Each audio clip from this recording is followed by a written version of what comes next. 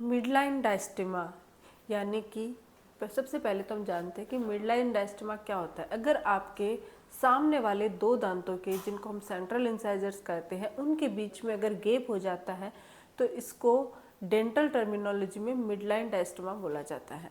अगर आपके भी सामने वाले दांतों के बीच में गैप है तो आज का वीडियो आप लोगों के लिए है। अगर आप इस गैप को भरना चाहते हो तो कौन से तरीके से इसको भर सकते हो, कौन सा तरीका ज़्यादा इफ़ेक्टिव है और क्या ये गैप भरने से दांत एकदम से नॉर्मल दिखेंगे और ये क्यों हो जाता है गैप, इन सब के बारे में आज के इस वीडियो में हम लोग बात करेंगे।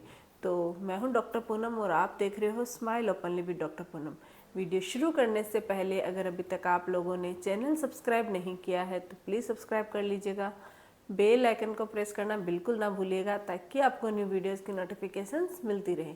तो चलिए स्टार्ट करते हैं आज का टॉपिक।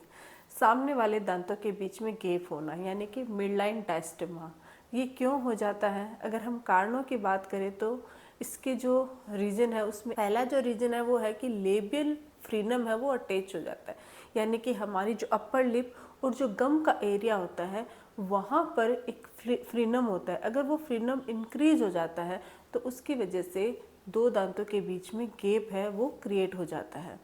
गम का जो पोर्शंस यानी जो फ्रीनम है वो बढ़ने की वजह से ये प्रॉब्लम होती है।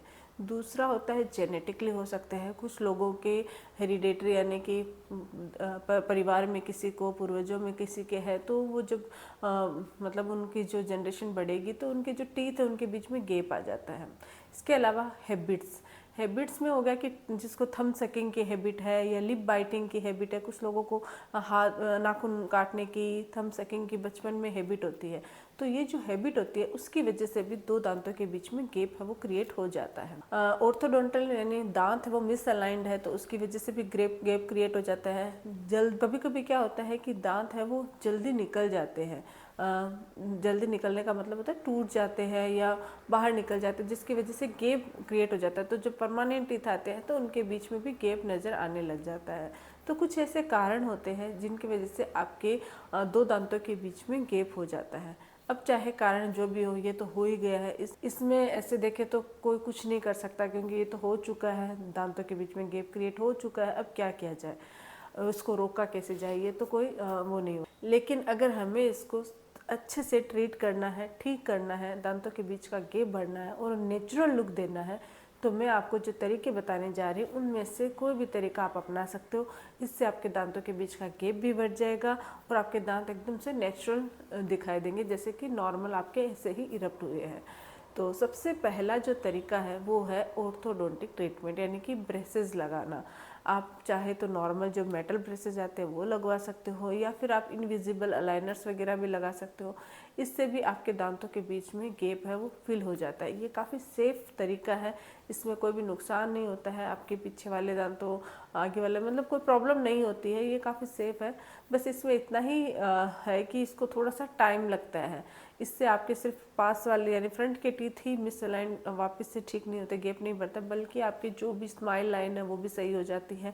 और अगर आपके पोस्टीरियर में या दूसरी साइड में क्राउडिंग टीथ है या फिर आपके गैप है पूरे टीथ में सब में, तो वो भी ठीक हो जाते हैं।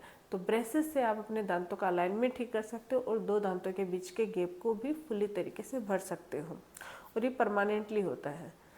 दूसरा जो तरीका है वो है कॉम्पोजिट फिलिंग यानी रेस्टोरेटिव ट्रीटमेंट। रेस्टोरेटिव ट्रीटमेंट का मतलब हो गया तो कुछ ऐसे मटेरियल्स आते हैं, फिलिंग मटेरियल, बॉन्डिंग के थ्रू हम लोग दांतों के ऊपर एकदम से लेयर बना देते हैं जिससे आपके नेचुरल लुक देता है और वो जो दांत का जो पोर्शंस होता है वो भर जाता है, जिसको हम कॉम्पोजिट फिलिंग भी कहते हैं या फिर हम कॉम्पोजिट वेनियरिंग भी बोलते हैं या रेस्टोरेटिव ट्रीटमेंट भी बोलते हैं।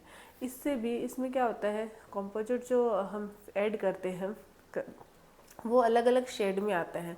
जैसा आपके दांत की शेड है, आपके दांत मान लो थोड़ा सा येलोविश है जिसको हम A2 शेड या A4 शेड बोलते हैं, तो अगर ऐसा है तो हम लोग एकदम वैसे ही शेड लेके आते हैं जिससे एकदम से नेचुरल लुक दिखता है।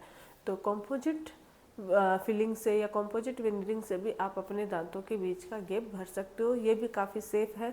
बस इसमें प्रॉब्लम यही आती है कि अगर आप सामने वाले दांतों से कुछ चीज़ बाइट करते हो तो हो सकता है आगे चलकर वो निकल सकती है और वो जल्दी निकल जाती है, क्योंकि है तो एक टाइप का फिलिंग मटेरियल है ना। तो कोई भी आपने बाइट किया, हार्ड चीज़ बाइट किया या कभी एक्सीडेंटली वो निकल जाता है। इसको हम परमानेंटली नहीं बोल सकते कि हमेशा के लिए आपके दांत पे हमने एकदम सेट कर दिया। ये कभी भी निकल सकता है, तो आपको रीफिल करवाना पड़ता है। लेकिन इससे भी आप अपने दांतों के गैप को तुरंत भर सकते हो। इसके अलावा जो तरीका है वो है केपिंग का। केपिंग में भी अलग अलग टाइप्स की केप आती है, जैसे कि पीएफएम हो गई, दांत के कलर की केप होती है लेकिन अंदर मेटल होता है। जिरकोनिया की केप होती है जिसमें फुल सिरेमिक होता है, मतलब कोई मेटल फ्री होती है, उसमें कोई मेटल नहीं होता और वो एकदम से नेचुरल लुक भी देती है। तो केपिंग अगर आप अपने दांतों पे लगाते हो तो इससे भी आपका दांत है वो उसमें एकदम से सेफ हो जाता है और दांतों के बीच का गैप भी भर जाता है। और ये भी काफ़ी इफेक्टिव तरीका है और ये ऐसे देखें तो ये परमानेंट है, इसमें कोई प्रॉब्लम नहीं होती। केप जल्दी से नहीं निकलती है, बहुत रेयर केसेस होते ऐसे होते हैं जिससे आपकी फ्रंट वाली केप है वो निकल जाती है, लेकिन उसको फिर से रीफिक्स किया जा सकता है। तो ये भी आप इजीली करा सकते हो और ये ऐसे देखें तो परमानेंट ही है, कोई प्रॉब्लम नहीं होती। इसमें एक डिसएडवांटेज की बात करें तो ये कि आपके जो सामने वाले टीथ है उनको हमें थोड़ा छोटा करना पड़ता है ताकि केप अच्छे से फिट हो सके। तो केपिंग के थ्रू भी आप अपने सामने वाले दांतों को फिल कर सकते हो, भर सकते हो। इसके अलावा वेनियर में क्या होता है कि एक टाइप की लेयर होती है ना, जो हमारे फ्रंट टीथ होते हैं उनको हम 1 mm 0.1 mm मतलब थोड़ा सा घिसते हैं और उस पर लेमिनेट्स वेनियर लगा देते हैं। वेनियर भी लेब में बन के आते हैं, इसमें भी अलग अलग शेड होती है, आपके दांत के मेच की शेड हम लोग लगा देते हैं। तो वेनियर से भी आप अपने दांतों के बीच का गैप है वो भर सकते हैं। तो ये जो तरीके हैं इसके थ्रू परमानेंटली, कभी कभी कुछ लोग बोलते हैं ऐसा क्या करें जो इंस्टेंटली हमारे दांत का गैप भर जाए। तो अगर आपको इंस्टेंटली कराना है विद इन 10 to 15 मिनट्स के अंदर, तो आप कंपोजिट फिलिंग करा के अपने दांत का बीच का गैप भरो।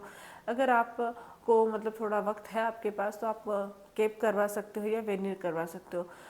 अगर आपको एकदम से परमानेंट चाहिए कि आपके दांतों को कोई भी टचिंग ना हो, कोई नुकसान ना हो, कोई छोटा न करना पड़े, तो उसके लिए आप फिर ऑर्थोडोंटिक ट्रीटमेंट जिसको हम ब्रेसेस बोलते हैं या फिर इनविजिबल अलाइनर आप लगा सकते हो। तो इनके थ्रू भी आप अपने दांतों के बीच के गैप को भर सकते हो।